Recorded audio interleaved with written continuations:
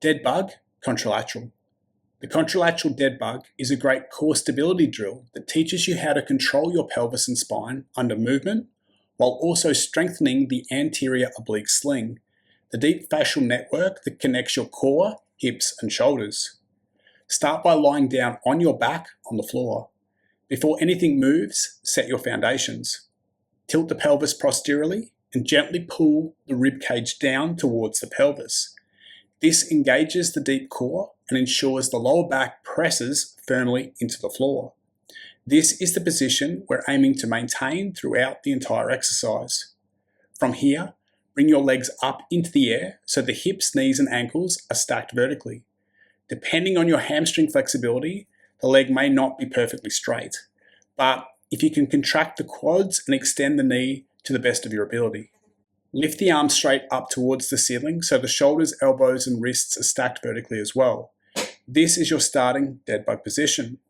From here, lower one leg and the opposite arm at the same time. If the right leg goes down, the left arm goes down. Keep both limbs straight and move slowly until they hover just above the floor. Pause for a moment at the bottom. This pause is important. It exposes any loss of control. If your lower back starts to lift off the floor or your ribs start to flare, shorten the range by using the regression explained later in this video. After the pause, bring the arm and the leg back up to the starting position with control. Then switch sides.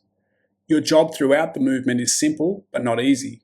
Keep the lower back glued to the floor and maintain the rib cage down position.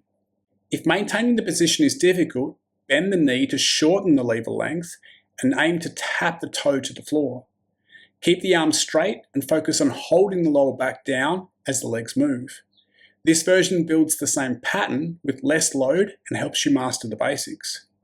The dead bug challenges your coordination, your breathing, and your ability to create stiffness throughout the anterior oblique sling, the deep connection between your core, your hips, and your opposite side shoulder.